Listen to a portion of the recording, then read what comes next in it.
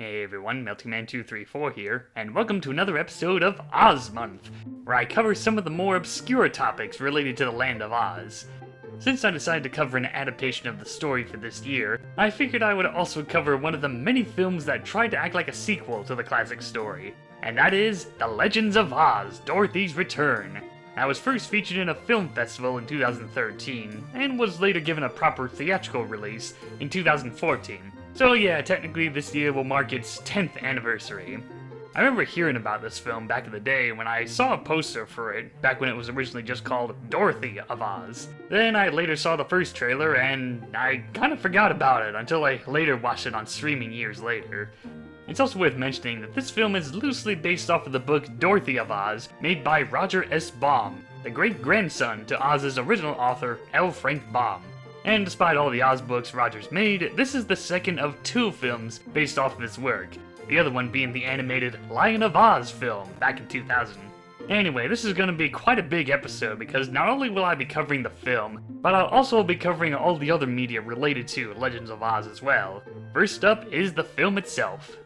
It starts off with an opening credit showing the voice actors' names printed on random objects in a tornado, representing the character that they'll be playing. Yeah, it's kind of similar to the opening credits to Journey Back to Oz. We then cut to the Emerald City, where Scarecrow, Tin Man, and Lion are dealing with a new evil threat in Oz, and are on their way to the Wizard's Chamber to try and get back Dorothy. And to make matters worse, the broomstick that once belonged to the Witch of the West has been stolen. So yeah, already we're getting some elements from the MGM film, even though it's not really a direct sequel. Meanwhile, Dorothy is back in Kansas with her Aunt Em and Uncle Henry, where it's only been a day since her adventures in Oz.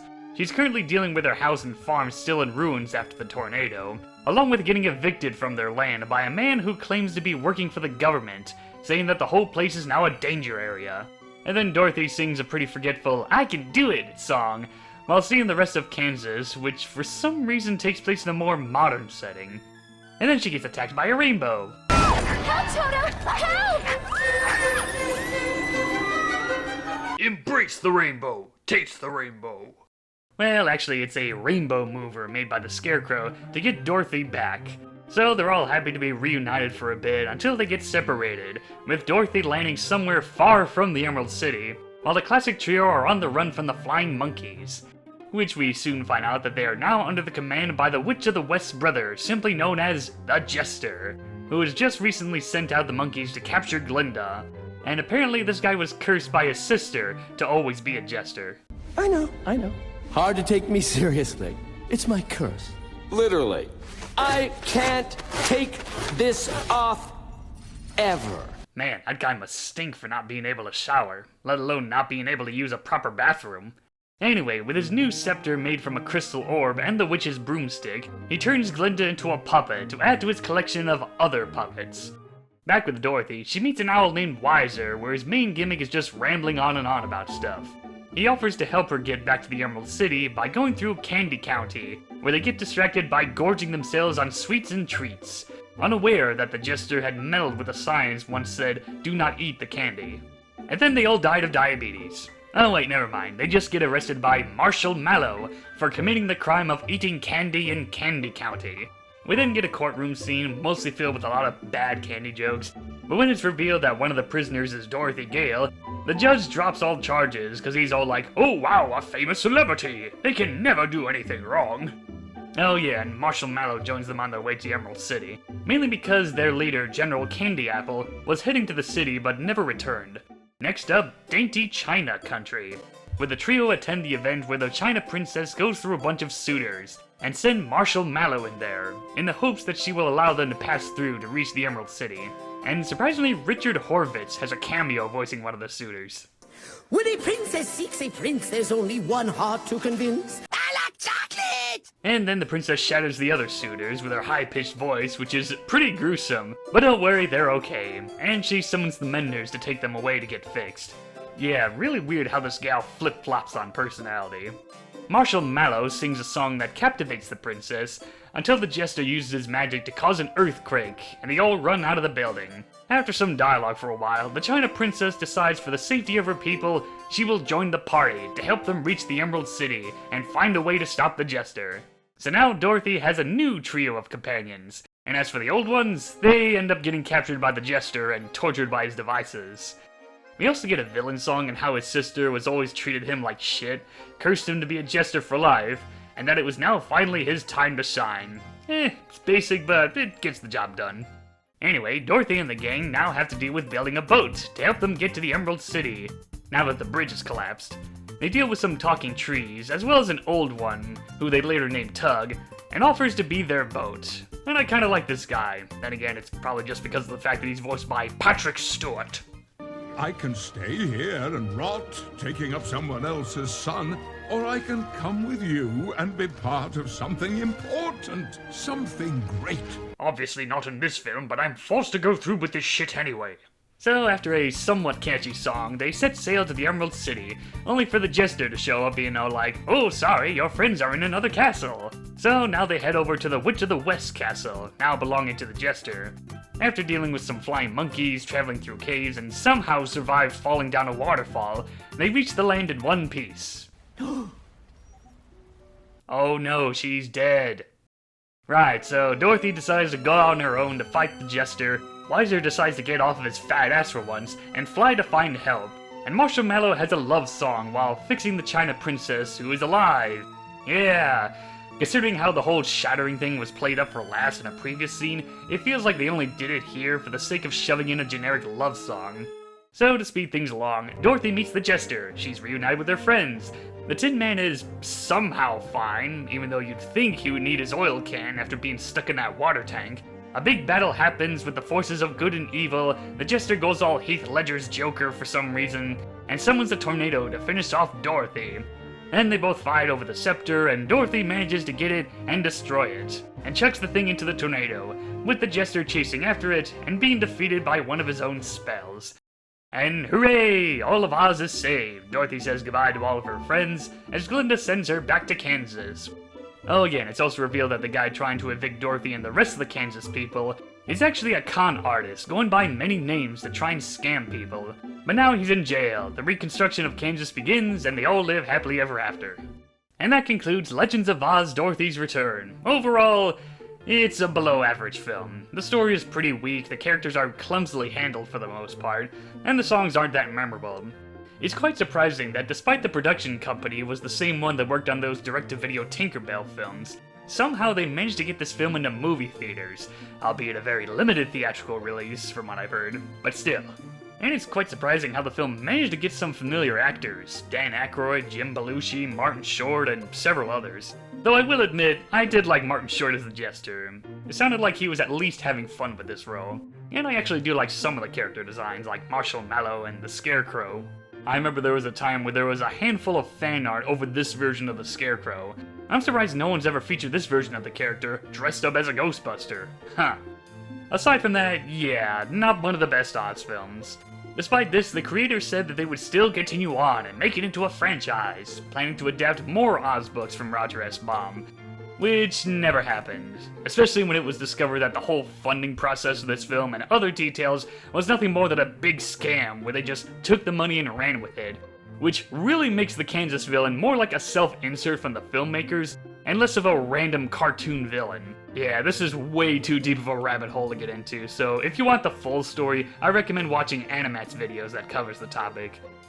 Despite the film being a box office flop, it somehow managed to get a handful of merchandise out of it, like dolls and plush toys, an official soundtrack album, and even showing up in Block's World, of all places. There are two other bits of media that'll be the main focus in this video. But out of curiosity, I decided to read through Dorothy of Oz to see how different it is to Legends of Oz. And it's very different. I'm not really familiar with Roger S. Baum's contribution to Oz, so this is my first time reading any of his stuff. I've also heard some people say that his work on Oz is more of its own thing rather than trying to stick to the original canon, or something like that. Yeah, in terms of the official Oz books, they've gone through a number of writers, so you can imagine that there are so many retcons and alternate takes and so on. That kind of stuff could have been its own video. Anyway, back to this story. Instead of the Scarecrow, it's Glinda who contacts Dorothy via Rainbow, telling her something terrible has happened in Oz, and she gives her the magic silver shoes that travel back to the magic land, telling her that most of its magic was drained when they fell off and landed in a deadly desert, so now they only have enough power to make it back to Oz and get back to Kansas. Weiser is in this story, but he plays a more smaller role in the book, being more of a plot device where he conveniently shows up to help Dorothy and her friends point them to the right direction to continue the plot. She goes to Candy County and gets arrested for eating the sweets. There is no Marshall Mallow, instead there's a Marshmallow King that Dorothy is brought to, who's feeling ill. Dorothy suggests he should cut back on the sundaes and stick to something that better suits him. You know, you are what you eat, To which the king feels better, pardons the crimes, and gives her some sweets for her journey. Soon after this, she comes across the Jester, who at first is a playful and goofy character, but when they enter a kingdom that he was once a court jester to, then he reveals his dark side. Turns out he's the evil threat that Glinda was talking about, where instead of turning the land's leaders into puppets, he turns all of the civilians of the castle, Dorothy's friends, and Toto into porcelain figurines, thanks to a magic wand that once belonged to the Wicked Witch of the West. Dorothy decides to make a deal with the Jester by letting her and her friends find Glinda and bring her over to release the others, to which the Jester agrees to free Dorothy's trio, but keeps Toto. Of course, Dorothy isn't really gonna bring her to him, just trying to find her for some help. They are also accompanied by the China Doll Princess from the first Oz book, to which Dorothy had snuck her out of the Jester's domain. They later make Tug to help them reach Glinda, and on their travels they deal with a gamekeeper under the influence of the deceased Wicked Witches, pass through a cave full of dragons, and revisit the land of the Munchkins, now put under a curse of foul weather by the spirit of the Witch of the East. Oh yeah, and Dorothy's old farmhouse is still there. I guess it's just become a famous landmark in Oz now. They later drop off the China Doll Princess to her home in China Country, before they go and visit Glinda and Ozma. After some talking and planning, they return to the Jester with a life-size porcelain figurine of Glinda to trick him, along with her trio in porcelain to surprise him, but it doesn't quite work. And instead of a big battle, it's just a one-on-one against Dorothy and the Jester, where we find out that the spirit of the Witch of the West is controlling him. She tries to reason with him, saying that jesters are supposed to be funny and not evil. And this surprisingly works, where after reflecting on himself, he gives Dorothy the wand and she destroys it, ridding the witch's spirit and freeing the captured people.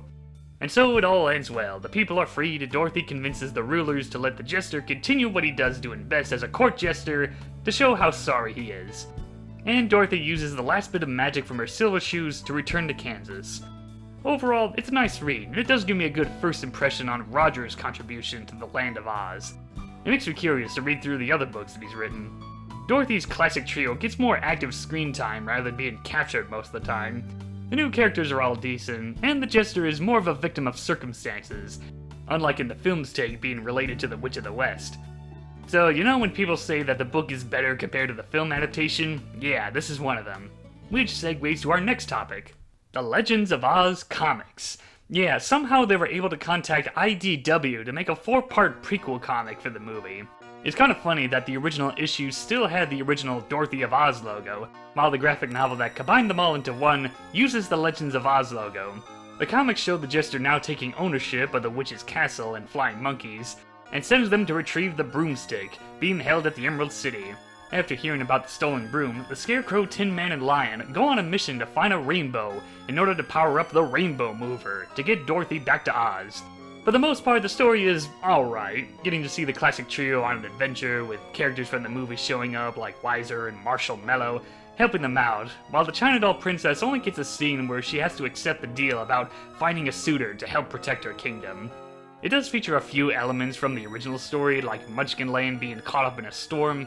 Here, it's caused by the Jester instead of the spirit of the Witch of the East, and it even features the whole scene with the gamekeeper and his maze challenge.